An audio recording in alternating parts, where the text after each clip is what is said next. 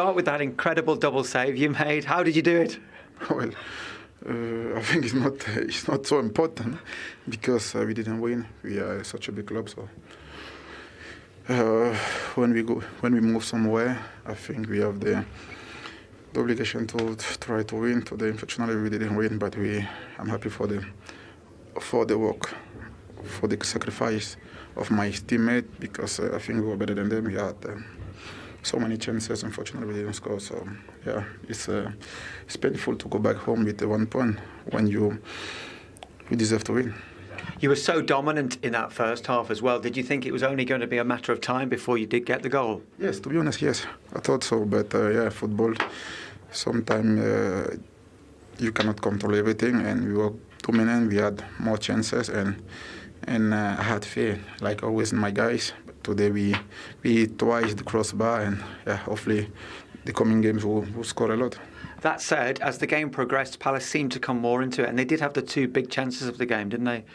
No, I think we were better than them. I think we were way better than them. We had more chances than them. We had the best chance during the game. So yeah, of course, it's a very good team. But today we were way better than them. Will you take a lot of positives from the clean sheet you were able to keep as well as a good basis going forward? Yes, 100%. It's always nice to have a clean sheet. But the most important things, especially playing for Manchester United, you have to win. So yeah, we didn't lose today. Sorry, but we came here with a winning mentality, so we go back home. This is important.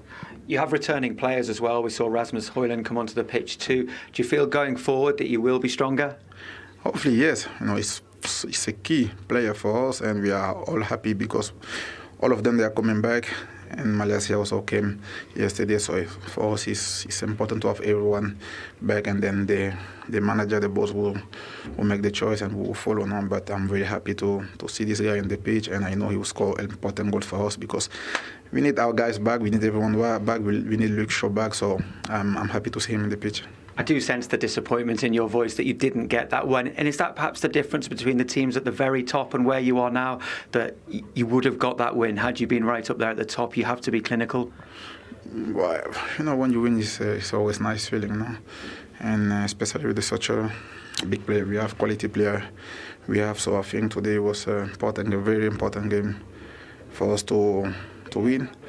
But yeah, I go back home sad because Manchester United, everywhere we go, we have to play good football, we have to win, we have to be dominant, we have to create chances, and we have to finish. And today, our God did all the best, but God didn't want the ball to go in the net. I appreciate your time. Thank you. Clearly disappointed, Andre Onana there, but he did his part of the job and kept that clean sheet for Manchester United. Let's look at the double save again. Is it the second save that makes it so spectacular? The second save, yeah. No disrespect for the first one. He's got to pour away. He doesn't, but then he certainly makes up for it. From Palace's point of view, this didn't happen often enough. Eddie Nketiah there gets into a nice position. You can see Jefferson Lerma's looking for something. He's got his hand out. How can we find a little bit of space? Show me an angle. He makes a good little run, and now all of a sudden you're at the back four. Comes inside on that left foot. You can see it's a really good second save. The first one, as I say, I think he's got to pour it away. Yeah. He doesn't feel, but then he certainly makes up for it with the second one. Yeah, I think we spoke about it earlier in the show that Eddie Nketiah's movement inside was really good. A little one through the lines in the pocket. Has opened up the space, another picture, and it's a terrific double save by Onana. I tell you who is lucky here, Martinez. You can see for some reason he's trying to get in a bit of a fight there. Sarr comes in, he follows it in, and Martinez gets caught the wrong side. He's the one that's hesitating. He gets lucky. His keeper bails him out because you'd be certainly look at that as analysis, thinking you've got to do better on the rebound. But his keeper has certainly bailed out. That big right hand of his comes out. It's a really good save, Phil, isn't it? So Manchester United keep the clean sheet, and as Andre Onana says, it means that they don't then lose the match because Palace did have opportunities, and we'll look at them a little bit later on, not just that double save from Andre Onana. But Manchester United didn't take their chances in this game, even though they had some pretty spectacular efforts. They wasn't ruthless enough. In front of goal, they had some clear chances that they on another day would go in, but at this level, you've got to be ruthless in front of goal. They wasn't today, and they needed Onana in the second half to pull some terrific saves. So it's definitely 2 points dropped and not 1 point gained. Yeah, but there was a really solid defensive performance from Crystal Palace, and that even though they had their backs against the wall for large parts, particularly in the first half. Especially for Dean Henderson, he's playing against his former side. It's never easy when you play against your old club, whatever way you look at it. Got man of the match from Alan Smith. I thought he was fantastic, and that's what you need when you're having a little bit of a spell, maybe not as confident. You need your goalkeeper to be bang on form, and he certainly was today. Yeah, he was absolutely on form today, and was a large part of why Palace come away from that with 1 point. Wonder whether it is a good point for Crystal Palace, or if expectations were raised because they won this fixture 4-0 last season. What would your take on that be? Yeah, you have to be realistic. That was a totally different team. I think if you were looking and when you saw that team when United turned up at Selhurst Park last year, and then you go, OK, you got your centre-back is Casemiro, certainly gives you a better opportunity, better chance, and they maximised as well. They had Elise playing banging form, and Eze. They were in a really good moment. Right now, isn't quite there at that level. They've got Liverpool in a couple of weeks at home. I think it's certainly something to build on. The only thing I just felt, maybe first half an hour, they were a little bit passive. They didn't quite get after Manchester United. They made it a bit too easy for them. But second half, they were massively improved. He made big changes, and it ended up being I would say a good point from him in the end. And a really good performance from Dean Henderson in particular. In fact, a player of the match winning performance from Dean Henderson. And he joins us live from Selhurst Park now. Dean, thanks so much for spending time with us. Was it a good point for Crystal Palace, do you think? Yeah, I think in the end, obviously we missed a couple key opportunities. I'd like to see, I think there was one in the second half where maybe we could have scrambled it over the line. I think Andre made a great save, and we were unlucky in the end. But I think certainly off the first half, it was a game of two halves, and yeah, I think we'll take the point and we'll be delighted with it. I think that you might have been able to hear the question that I just asked Jamie, which was whether expectations had been raised by the fact that this was a 4-0 victory for Palace last season, if that sort of played into expectations around this game. No, I'll be honest with you. I think we were attacking the game to win the game. We had a game plan, and they actually did really well. I don't think it quite worked in the first half. We made some tweaks in the second half, which we were a bit more aggressive on the front foot, and obviously that's why we had a little bit more success second half. Dino, congratulations on a clean sheet. What was the message at half-time from the manager? Obviously, you talked about the urgency and a bit of a lack of aggression in the first half. What was the message? It was the intensity, the belief. I think he was obviously frustrated with the way we were playing, as in he felt like we were playing so cautious, and he was like, take the safety cap off and go for it. We've got nothing to lose. And as you know, nights like this, you're the underdog, and you've just got to take it on the front foot and try and give it a great go. And first half was disappointing from our point of view, and we were a bit better second half, but there's more to come. Dean, Jamie Redknapp, 7 saves today, a lot of good ones. What was your favourite? I think the one off the header, potentially, it was so close. This is a nice one. Going backwards, yeah, it's always hard when you're going backwards to get your balance point, but yeah, nice. I mean, yeah. This is the header as well. This is obviously big. You move your feet so well, make a good save there. Yeah, just getting in the right position and trying to stay between the ball and the goal. Cover as much as you can and just react as quick as possible. And what about this one? Phil was saying, I thought it was a great save. Phil said, this is the one for the cameras. Definitely that one for the gram. So dramatic. That was so dramatic, I'll be honest. I'm not going to lie, that's one for the Instagram there. Look at this one there. That'll be the only picture that makes it on the Instagram, I think. 100%, yeah. Look, it was a really good performance. 7 saves is the joint most that you've made in the Premier League for Crystal Palace. Was it tough there? Were you under the cosh for a bit, particularly the first half? I know you've referred to the game sort of changing after the break, but in the first half, was it tricky? Yeah, it's just obviously you've got to concentrate so much. It's tiring when you concentrate like that for the whole half. It is tough because they've got so many threats. The inverted wingers when Bruno drops into the pocket. And he can just spin it in behind one touch, and it is difficult because you're constantly on your toes. But it's great to be involved in, and yeah, just delighted to get the clean sheet as well for the defensive unit, because I think that's important and we can build on that. And I know you've said during the course of this interview that there's more to come from this Palace side. Is it about just everybody getting used to each other and getting used to missing like 5 senior players from the squad over the summer? 100%. We lost some key players, everyone knows that. We've replaced them with good players as well. And look, it just takes time for people to get up to speed and get on the same level, understand the system. We've got a great system here, and we believe fully in the manager that it'll come good once the boys get up to full fitness, start understanding the roles and responsibilities, and then just being Palace and being hard to play against and hard to beat, because that's what we were towards the end of last season. We've got to get back to that soon. Dean, really appreciate you taking the time to come and talk to us. Thanks so much. No, thanks a lot. Have a nice evening. Well done, mate. Thank you very much to Dean Henderson with that player of the match winning performance, and one lucky fan in the crowd gets Dean Henderson's shirt to take home with him. And he looks delighted with it as well. Look, you see this so often from fans now, and they've got the boards up asking for the play shirts. How much of it do you see, Phil? Like, how much do you actually notice that those fans are there? Yeah, obviously, I think after the game, you're walking off and you take more of a look around the stadium and stuff like that. But it's brilliant to see that, you know, the young kids, that's his idol, do you know what I mean? So it's for him to get his shirt and a good keepsake. I think as well, Phil, you know, you were obviously there when he was at United. It didn't quite happen for him. It's good to see him in form and looks like he's really enjoying his football. Yeah, brilliant. I mean, don't get me wrong, he had David De Gea, who was world class. So it's very difficult to dislodge a goalkeeper like that. But he's gone to Palace, he's got his move, he's waited for his chance. He's taken it and he's proven today that he's a top goalkeeper, and he'll be really important for Palace this year. And also, with Sam Johnston being one of those players who left in the summer, he is now absolutely number one at Crystal absolutely. Palace. And today, you know, he made the difference, and the confidence was high. You know, he spoke about moving his feet, and that is the difference with goalkeepers. When you're feeling good about anything, goalkeeper out on the field, your feet move well, and that was certainly something that he did. And we looked at these chances. Phil was talking about it a lot in the first half, you know, with Dalot coming into areas. This is just a really good piece of play by United. Xerxes just waits for the right time, good pass, and he's in. And you can see Dean Henderson has to move his feet quickly, gets his left hand out, a really good save.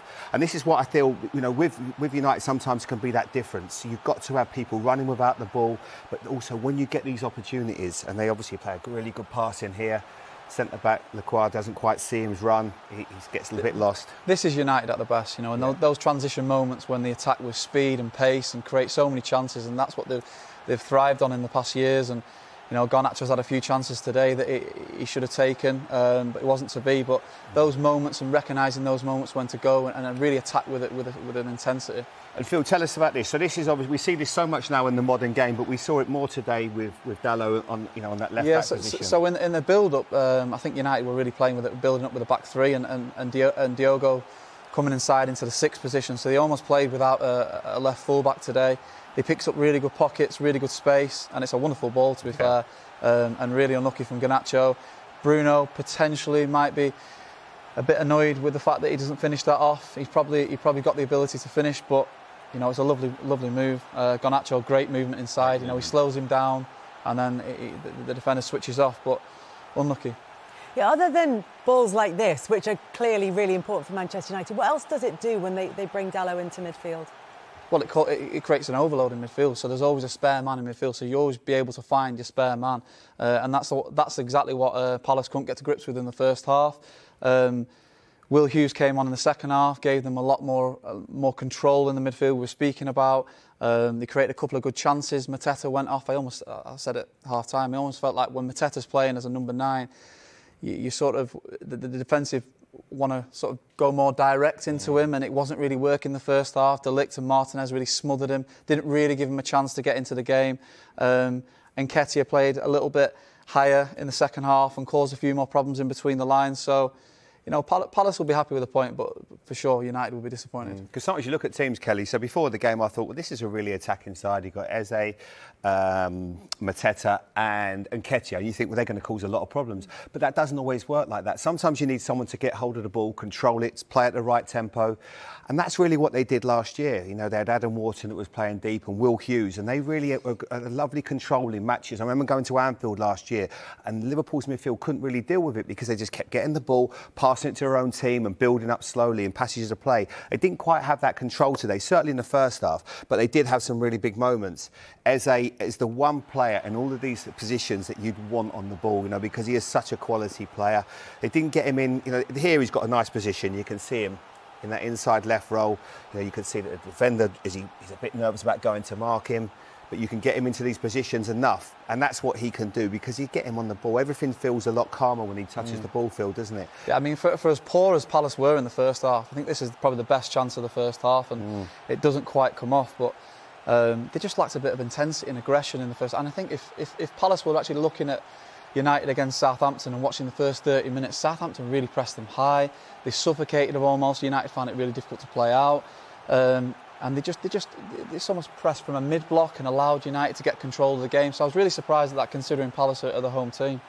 Best bit of play. That was a beautiful bit of play all round. Good midfield play. They get the ball forward. Eze plays a 1-2 with Sarr, and that was one of those moments you thought if he could just control that one into the corner, whether Onana might have just read it as what he's trying to do, but with Eze, he normally just puts that one in the bottom corner because he has that kind of quality.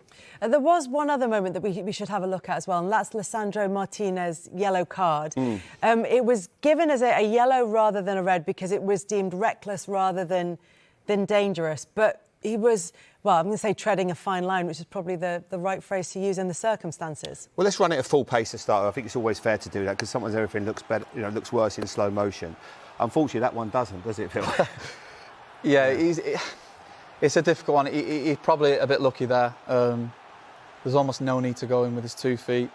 And I think if he's a fraction out there, I think he's seen a different colour card. I couldn't agree more. What do you think he's doing there? It's hard to understand what the point of what he's trying to do is. I can't. I'd love to give you. I'd love to tell you, Kel, but you could just see him there. He goes into a position there. He just wants to go in with 2 feet. I think.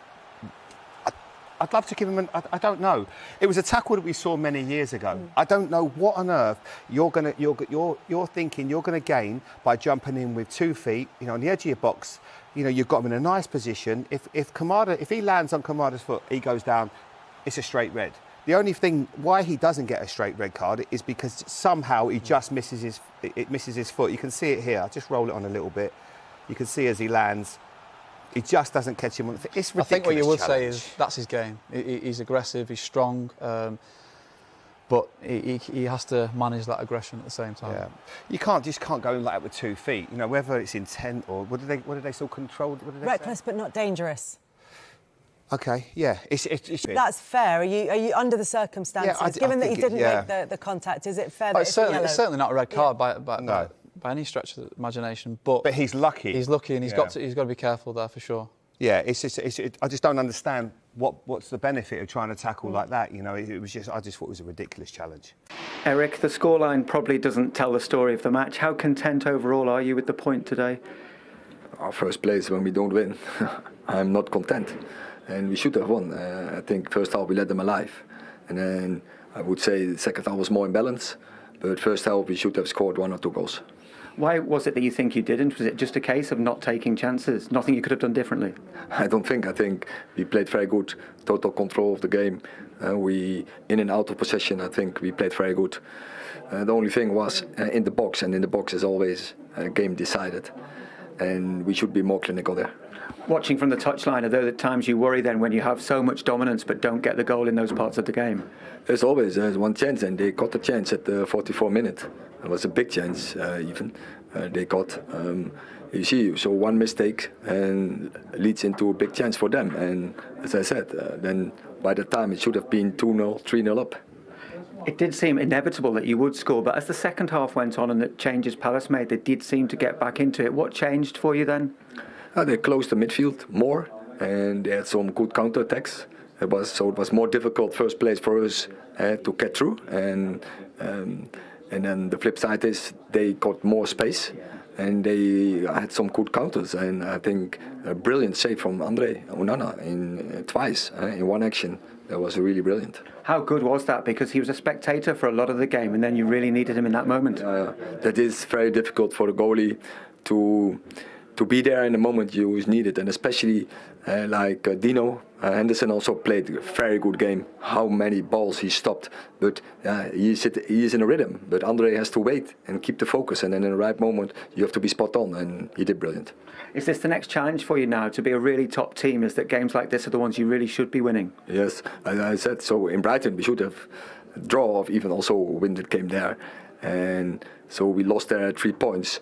Today, probably also we lose 2 points because of the first half. But the win is that we don't lose this game then in the end.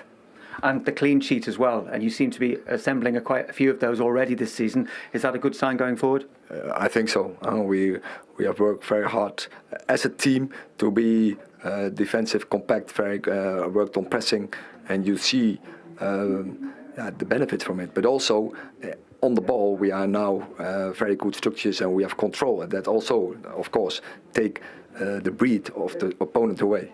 And you were able to bring Rasmus Højlund on for a few minutes too. Do you feel you are heading in the right direction, not only with what you've just been saying there, but in terms of the players you have available? Yeah, of course, you want to bring players from the banks with an impact. Now we could bring Højlund and Rashford. That brings impact in the game, and they are fresh. So if they up to full speed, then I'm sure then they will be there to finish the game and to win the game for us. Thanks for your time, Erik. You're welcome. Clearly a lot of frustration at Manchester United about the scoreline because of the chances that they created. When they go away and analyse this, are there positives to take from that performance, the fact that the chances were created, that they were having so much control of the game, particularly in the first half? Yeah, there's definitely positives from the game. They started the game really well. They caused Palace all sorts of problems, like, as you said. They created enough chances to win 2 games. Didn't manage to take them. They were a real threat on corners and set pieces. You know, De Ligt missed 1 or 2 from the corner. So definitely positives to take. It's a positive result. But Man United will always be wanting to go to a team like Palace and be getting 3 points. I think that's three clean sheets in 4 games. So there's improvement. You can see that they're building something. But ultimately, they need to start getting, wins on the board.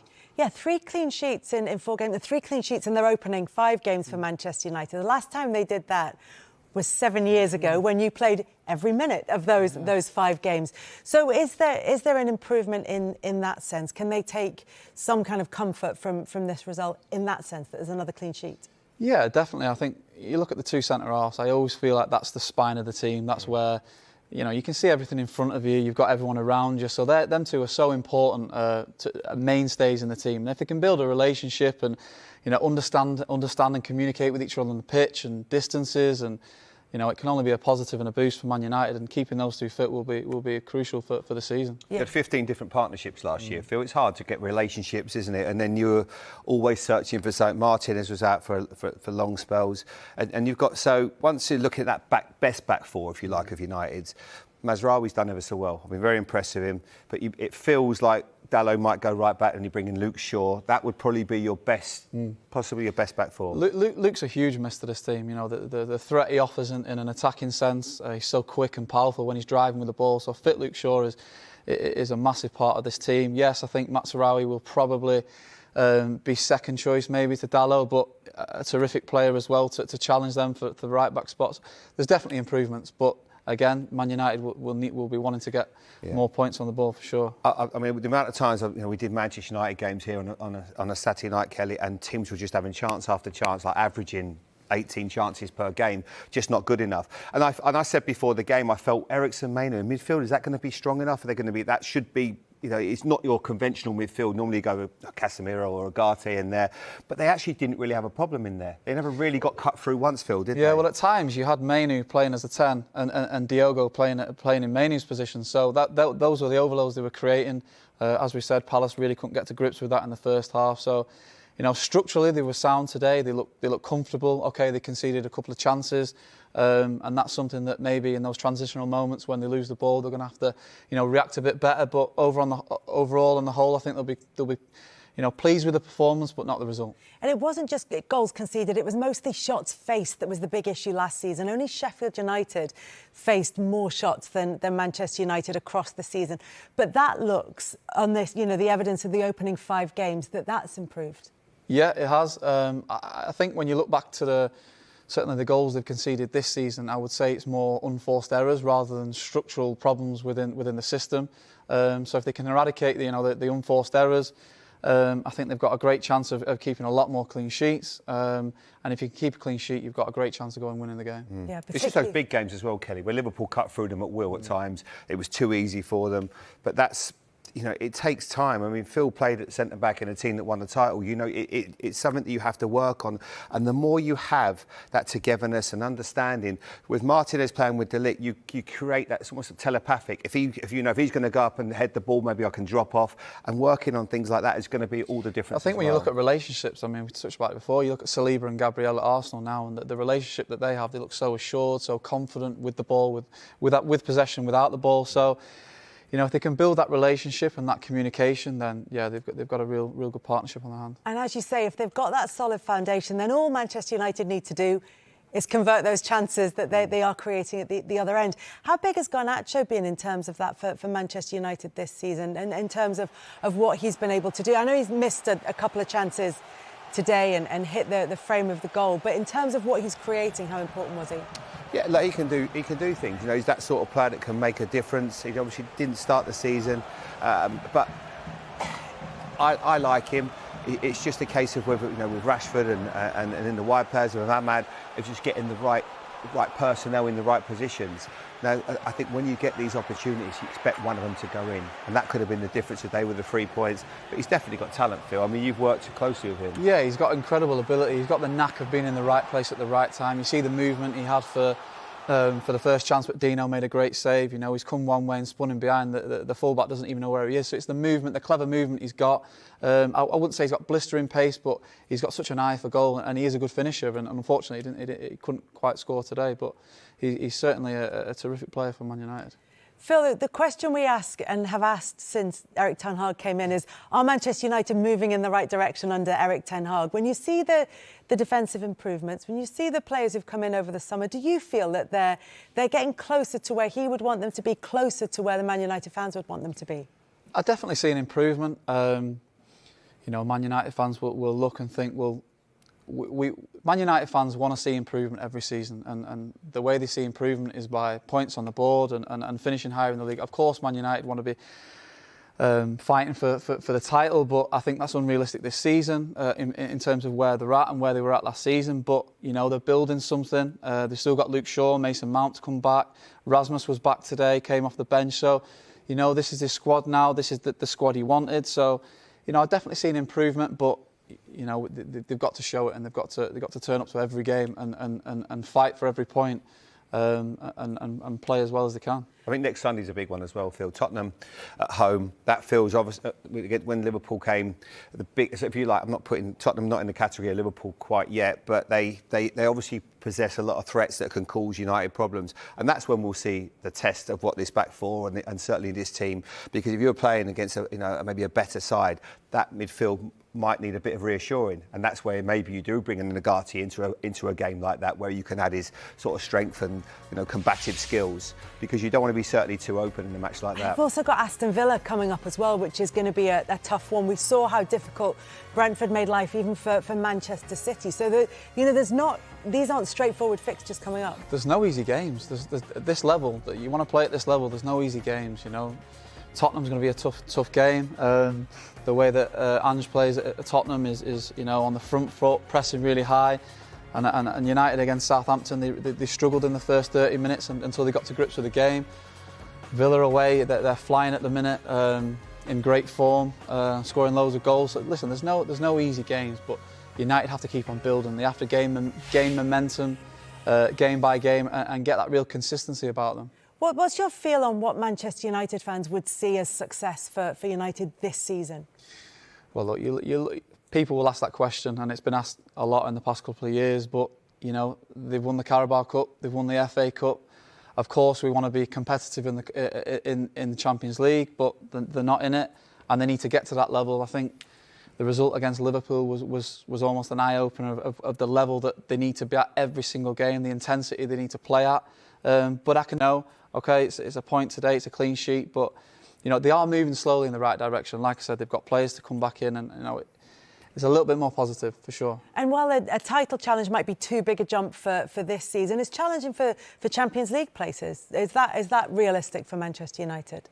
Well, whether it's realistic or not, it's got to be in the forefront of the mind. That they play for Man United, you challenge for the Champions League, no question. So, they need to. you know, it's 2 points dropped today, as we've said. They need to keep building, keep gaining momentum, keep gaining the confidence, and hopefully they can. By Christmas, hopefully they're there or thereabouts in the Champions League spots, but they have to keep building that. Right now, I don't see. I mean, if you're looking at Manchester United, you look at Arsenal, Manchester City, and Liverpool. At the start of the season, are a long way ahead of them. But can they be the full side? You know, that's where I think that's going to be their mini league. I think those three are going to take care of themselves. Is that why games, for example, like the Villa one that's coming up, are so important? Yeah, and well, even today, it's so important to get. You know, if you're having that kind of possession, Kelly, and you're getting the opportunities that you are, and the man's, you know, the goalkeeper's getting man of the match, you've got to make sure you capitalise on that. That's where you've got to be clinical, and you get your 3 points. If it's a 1-0, Phil, I know you won titles. When you win 1-0, that's what gets you the 3 points that you need to just keep that momentum and getting and building. But I don't, you know, have they got the team to get fourth? Yeah, of course they have, but they need to find some consistency. It's a fascinating one today with Marcus Rashford. I felt that, you know, we were talking about him turning the corner, getting a few goals, scored 2 in midweek, won the weekend. And I thought, well, OK, let's get that momentum, start to build, get that confidence that we're seeing. He gets left out today and there's that little bit of a cloud over him. I don't think that's ideal as well for the club. And because the manager, every single press conference he's going to be having now is going to be about Marcus Rashford because he's one of his star players. So that's something that I think there's got to be nipped in the bud really quickly, get him back in form and get that confidence that he was just starting to show again. Yeah, that Rashford's an interesting one. And we talked a little bit about this before the game as well, because of the comments that Erik Ten Hag had made about him, talking about him needing to find his professionalism and then not starting him in this game. What are your thoughts on it, Phil? Look, I go back to my playing experiences with Marcus, and you know he's a hugely talented lad with so much ability to ghost past players. We've seen that time and time again over the years. He's obviously lacking a bit of confidence at the minute, but you know, that's up to him to gain that confidence back. I want to see him get the ball and be direct and take players on. And he's got the manipulation to move the ball and stick one in the top corner. He's got that. He's got that in his locker, something out of nothing. But you know, I want to see him having the courage to sort of make mistakes and almost it's okay to make mistakes. Go and get the ball and do it again. I think the best players in the world show that they can eradicate that straight away and then go and get the ball again. So. Look, he's a fantastic player. He's got so much ability. You know, I remember in training, like he would just ghost past you in training. So it's there, it's in him. He just has to find it and rediscover his form. 14 shots 14 touches rather when he came on, but no shots, Jamie. And this from a player who'd got back to scoring, having had a drought since March, had scored 3 goals in a week, but didn't start the game. Does that contribute to the difficulty in maybe getting up to pace with the game when you're coming on as a sub? Yeah, I think so, Kelly. But I can only imagine when he woke up to those headlines, it probably wasn't enjoyable for him. He's probably going, well, why is the manager bringing that up? I have to be honest, I read initially that it was almost like we've figured it out, and this is why maybe Marcus wasn't doing as well last year, because he wasn't living his life the way that a professional athlete should. But obviously it's been taken slightly differently because he gets left out today. So I don't know what's happened this week. It might come out, it might not. Ten Hag said rotation in the pre-match. Yeah, I know. He can say Kelly. He played 63 minutes, I think, in midweek. Got 2 goals. You don't take a player that's got 2 goals. Do you think that? As an example, that they're going to do that with Salah at Liverpool if he scored 3 goals in the last 2 games. It's just not going to happen. Something has gone on that we don't quite know. But you know what? If there is something that's a little bit untoward and he's not living his life right, that's something only he can take control of. You know, you've got to make sure that you're on it all the time. You know, I like to night out, we all did, but you've got to make sure that you live your life right, more so than ever. Because in my day, pretty much everyone else was doing it, but not now. You've got to live your life right. You've got to do every single day. You've got to dedicate your life to football, because he needs to go back to that player of 2 years ago when I'm not sure 30-odd goals or something that season. He was ripping it up. He looked incredible. And then you take it to another season, and we keep going. Well, is it his confidence? You know, what's up with Marcus? Why can't he get to that level? It doesn't make any sense that you can have that high standards and then drop to what you did last year. And it almost became at times really hard to watch. You know, there was certain games when he just trot around, plod, and not really look like he cared. Fans, away fans, home fans will always want, and they'll suffer it. You can always play badly, but they'll always want you to make runs. They'll always want you to run without the ball, show you care, because they would give anything to have that shirt on. And it'll only be probably one day when he looks back and thinks, well, why didn't I give a little bit more at times? Because as Phil says, he's got God-given talent, but we just need to see the Marcus Rashford of 2 seasons ago. 30 goals in that season, 2 seasons ago for Marcus Rashford, and that's the kind kind of form that they're That's what we going want to to see. We want to need see him in the England squad. if they want to qualify. I think the good for thing as well is Champions League. if you look at the likes of Ruud van Nistelrooy coming in and he can feed off that information. Ruud's played at the top level for Man United. He knows what it's about to play for the club, and he can really nurture him and help in that area. So hopefully that'll be a good relationship that he can bond with as well. And Manchester United fans will be hoping that's enough to take them to Champions League football next season, whether that's fourth or possibly even fifth, depending on how English teams do. So, Peter, coming out of that now, what happens with Erik ten Hag's address to the players? Is it, look, we just go on, just like Palace, put that behind us, or do you have to search deep and find out why that finished? He's getting players coming back from injury. We saw Højlund come on today. Mason Mount was on the bench, didn't come on. I think these are important players to get back in. So if you want to have, or not want to have, but if you're getting bad results, this is the time of the season where you can have them, because you still have a lot of games left to play where you can get the points. It hasn't been right. There are certain things I don't understand. When Rashford is on such, goal-scoring form, why is he not playing? Yeah. And he's been, against Barnsley, he played on the right. So when he comes on, he comes in as a number 9. And Rashford himself says that he's not comfortable there. And then when Højlund then comes on, he moves Rashford out to the left, in spite of having had success on the right. So certain things I don't understand. He's got Ugarte. He's playing Ugarte into the team. Obviously, he's been brought in to play a more dominant role. So he's obviously still building on the team. But he's in his 3rd season. He spent a lot of money. You would expect by this time, you'd expect that the team is more settled. But it kind of doesn't look like it. And this is for me, what kind of disappoints me the most. Yeah, listen, I want to see Rashford playing on the left, and I want to see Højlund playing through the middle. That's where I want to see. I feel Pete is spot on. But at the end of the day, Man United did dominate possession. They were the better team, but Palace missed a golden opportunity in Eze, and Onana made a brilliant save. But my hero this evening is Dean Henderson, because Dean Henderson's the one who's a hero for me, because I thought he had an outstanding game. I wonder why you said that, Clinton. Funnily There enough, you go. we can go pitchside, actually, to Selhurst Park and talk to the former United and current Crystal Palace goalkeeper, Dean Henderson. Dean, terrific performance from yourself. I mean, Palace were under the cosh for much of that game, but you come away with a point to your name.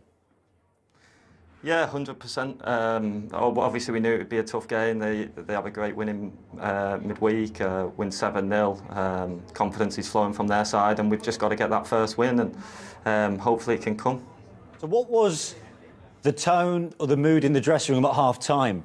When clearly it looked like one-way traffic. Was it to try and just see the job through? I mean, and try and make the most of any chances that do come your way, I suppose? No, I think we rid the storm in the first half very well. Obviously, they had some chances, but we went in at 0-0. Obviously, it gives you a chance, so that gives us the belief. And from my point of view, I thought it might be our day. They missed a lot of chances, and you just thought like maybe we could have punished them in second half. Or I think Ez had a great chance as well in the first half, and we work for them moments. You're not going to get loads of moments in games like that, but it's just been clinical in them situations. You must have been delighted with your part in today's performance. Yeah, I'm exhausted today, I'll be honest. I was concentrating like mad, so... but yeah, no, delighted. It was good to get a good game under the belt. Peter? Dean, so obviously you were on the course. You played exceptionally well in the first half especially, but you did have probably the biggest chance of the game right on the death of half-time. What was said at half-time that changed it for you? You came out very, very different in the second half. Yeah, the gaffer installs belief in us all the time, and he was straight in there on the front foot saying, look boys, we can do this, you've got to believe and get out there and put your best foot forward. And I thought we did that, and obviously we had a much better second half, and it could have went either way, but we just got to keep believing in there, keep gelling together, and then wins will come. Yeah, I mean, that was my next point, because obviously the winless run continues, but that must feel like a really morale-boosting point, more than a point almost. Yeah, 100%. I think when we went to Chelsea the other week, obviously we get a good draw there, and then the confidence is high, and then the international break gets in the way, and then we've got to start over again. But I think we'll build on this. We'll take a lot of confidence from it, especially as a defensive unit. We've lacked clean sheets, and that's most importantly, we've got one of them today, and we can build on it because we are creating chances. Does it always taste a bit sweeter against a former side? A clean sheet? No comment, but yeah, I enjoy I take that as a yes. That's a first, isn't it? That is definitely a yes. No, Dean, you're my hero today. You definitely are my hero. But I was going to ask, the changes he made, because I was surprised that he took off Wharton and Mateta. Was anything said at half-time why he took them off? Listen, the changes worked in the second half, but they are two key players for Crystal Palace. Yeah, to be fair, I was surprised. Maybe he could have given him an extra 10 minutes. Obviously, the key players for us. But I think he brought Jefferson on to get that physicality in the middle of the park, which he gave us. And then Ishmael was on the back line all the time, causing problems. So I think they worked in the end. And all the boys have to be ready. It's a squad game. It's not just 11. And he keeps reiterating that to us. So we've just got to keep it going. And Gutsy point in the each end. other. Yeah, sorry, Dean, a gutsy point in the end. Thanks for joining us. Yeah. Thank you. Thanks. Crystal Palace goalkeeper. You goalkeepers are a modest lot, aren't you? He didn't want to talk about the double save because in the end it was only a point. Yeah, I mean, it's the second week running that he's earning points for his team. And that double save, I mean, we saw Raya, I mentioned that. We saw Raya from that penalty save. That was unbelievable. I think this is the same level. What makes this more difficult is this shot. It's through the legs of De Ligt, yeah? If you see it better here, it goes through the legs, so he sees it late. That's a great save in itself, but that recovery to get back up, look at this now. Look at this. Gets back up, and then he even gets a little bit of a stretch on his arms there. Magnificent save that. And that has actually saved a point for the team. And if you want to know how good that save is, just look at the kids. Oh, brilliant. That's how good that save was. They have never seen anything like it. No. You know, they probably don't read newspapers or watch clips back from the Champions League. But the beauty of that is of the youthfulness, of the rawness of that reaction. Yeah. That was a top quality save, and probably as demoralising as it gets if you're a forward, right? Yeah, definitely. But goalkeepers work on that. I actually think that is better than David Raya because he gets across, and goalkeepers, people tell you, because he's one of the best, if not the best, most definitely. But it's the way Onana gets up and then spreads himself. Because Ismail Sarr thinks he scored. It's a great strike from Nketiah. He gets a strong hand to it, and it's how he cuts up and he smothers it there. Because I'm doing exactly what Sarr's doing, but instead the ball's probably in the back of the net, Manish. But it's a great save from Onana. Outstanding. How strong is that left wrist? Because Nketiah's caught this properly, it's incredible. See, so when you're in the goal, what happens in that situation is that you're kind of splitting up the job between you and the player. So you don't expect the ball to land there. Yeah. You actually expect De Ligt to block the shot. You don't expect it to go through him. So not only does he have to react to it, he also has to get back down and get a very strong hand to it. And then, I mean, the recovery is just amazing. Yeah. So very, very good save, and absolutely... Again, Onana is stepping up and winning points for his team. He did it with the penalty save against Southampton last week. Yeah. I'm sure that if that had gone in, that would have been a different outcome for that game. Because that's where Man United are at the moment. Yeah. You know, they might have gone back to get a draw, but it could have been a defeat as well. That ended up as a 3-0 win. That was all built from that save. The moment he saved the penalty, Man United changed. It changed the game. Yeah. But do we also need to put that save today into context in that he was rarely called upon? Yeah, but that is the job of Man United goalkeepers. You are rarely called upon. Or you're supposed to anyway. It doesn't always play out that way. No, but... late. Maybe in your day, because you lot dominated, but you were still called upon. But nowadays, he probably has a lot more probably to do. A little bit more, but... It's part of... I mean, at the end of the day, it all comes down to concentration. You have to be able to concentrate. And just find some way to be or feel that you're in the game, and then that doesn't come as a big sort of surprise or explosion for you because you feel that you're in it. You know me in it, Manish. I'm a confident person, innit? You are. But I'm in awe of the big man this evening. Peter Schmeichel, I'm in awe of him, you know. Don't be in awe. Don't worry, take it as a compliment. Yeah. Oh. Okay. I don't understand it, but I will. Yeah. Well, if that's the case, you're going to be in all of our next games. Yes, of course because I am. we can get some more reaction. Staying with the Manchester United theme with five-time Premier League winner Wes Brown, who actually joins us not from Selhurst Park, from Chicago, where Embassy are currently holding their fan fest. They're getting to see the games on big screens and meet some of the heroes up close. Wes, how's it going there? Yeah, it's very good in sunny Chicago today. Great experience, obviously, in the fan zone. Obviously, watch the game like yourselves. We're taking 0-0 today. I thought Man United were very good. Both keepers. I've just heard Pete, Big Pete there. Hi, Pete. Hi, Wes. About how good the goalkeepers were today. So, yeah, it's a great experience for myself to be here. Does it, when something like that happens, right, and you go thousands of miles transatlantic, is it still an eye-opening experience just to see how popular the Premier League is? Yeah, it's crazy. You know, we've travelled here a few times on pre-season. We don't get to see much, so obviously this experience has been really good. Thousands of people here today supporting their own clubs.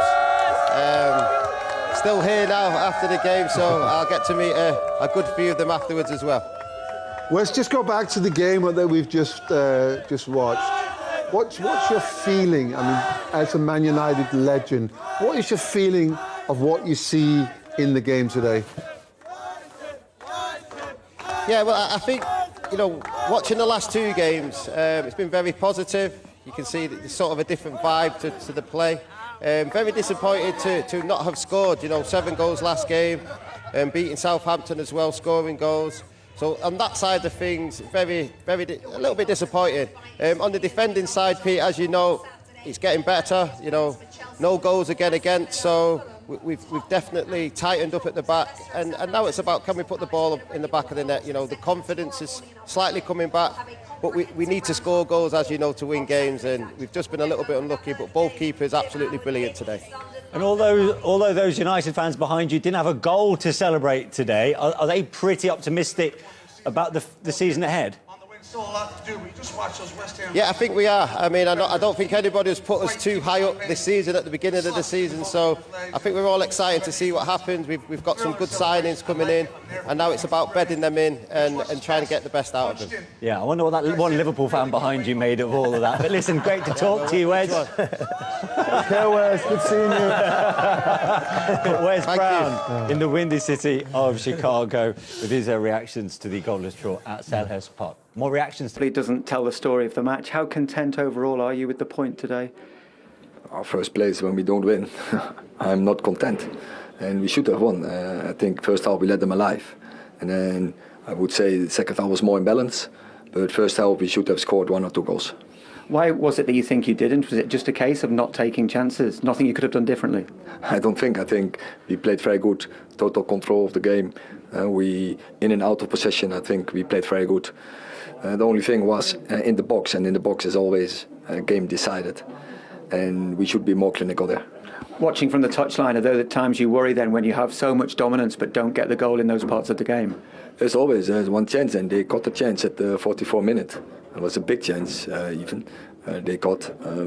You see, so one mistake and leads into a big chance for them. And as I said, then by the time it should have been 2-0, 3-0 up. It did seem inevitable that you would score, but as the second half went on and the changes Palace made, they did seem to get back into it. What changed for you then? They closed the midfield more, and they had some good counter-attacks. It was more difficult first place for us to get through, and then the flip side is they got more space, and they had some good counters, and I think a brilliant save from Onana in twice in one action. That was really brilliant. How good was that? Because he was a spectator for a lot of the game, and then you really needed him in that moment. That is very difficult for the goalie to be there in the moment you is needed, and especially like Dino Henderson also played a very good game. How many balls he stopped, but he is in a rhythm. But Andre has to wait and keep the focus, and then in the right moment you have to be spot on, and he did. Peter, what did you think? Yeah, I agree. I completely agree with everything he said. That they're in the first half, in and out of possession, they were by far the best team, and you know, we should have scored 1 or 2 goals. I agree with that, and I also agree that Onana what he did there was just phenomenal. And saved his team a point. Yeah, but if he started Højlund, could things have been different, or is that too after? No, I think it's too early. He's just come back. I think he needs a bit. You slowly ease him in. Maybe he could have brought him on a bit earlier, but I don't think you can start Højlund. What he should have done is started Rashford.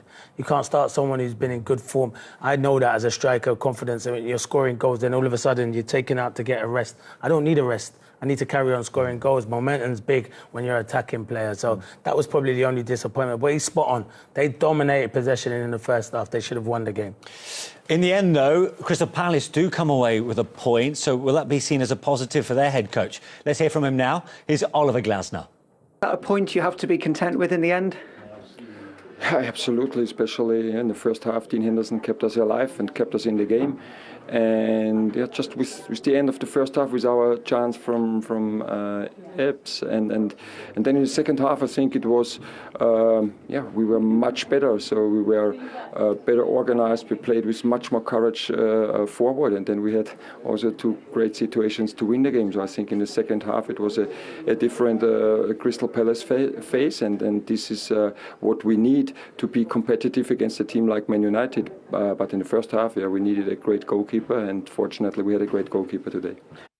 Some momentum behind the point today going into what is a huge game against Everton now. Yeah, that is. It's a massive game away at Goodison Park next weekend. But yeah, it's momentum because I think both managers are right. In the first half, they could have been out of sight, and Dean Henderson kept them in it. So it's not clicking at the moment. It's not clicking. The new signings have to take time to gel. But I don't worry for Palace because they've got a very good manager and they've got players who can put the ball in the back of the net. And he made the changes at half time. That changed the game. And I thought it was very even in the second half. Yes. It wasn't, Man United weren't that dominant, and all the spaces that they were finding in the first half was closed down. So he sorted that out at half time. And that's a sign of a good manager who understands what happens with this team. Why are we conceding this number of games? Then I have to correct it, and that is a job of the manager. Yeah, but 4 goals in 5 games. Yeah. And you are still, I suppose, reliant somewhat on Eze, right? Yeah, a lot on Eze, but Mateta, I think he'll score goals, and then Nketiah will score goals. But yeah, you're relying on those 3, and he just needs more creativity in midfield. But they've got Wharton, who maybe he got took off at half time. Which really surprised you a little bit. Yeah, he surprised me because he's a fantastic footballer. He always wants to look forward, but they'll score goals. They'll definitely score goals. I'm not worried about Palace. I'm just happy they got a point this evening. No, but it's a very different momentum compared to how they finished the end of last season, isn't it? Yeah, it is. Yeah, when I hear Palace, all I can think about is 4-0. That's all I can think about, and that's not for Man United, not great momentum. Hey, you can put that to bed now. Right, that's it from us. Hope you've enjoyed it. Join us for Sunday for that big one from the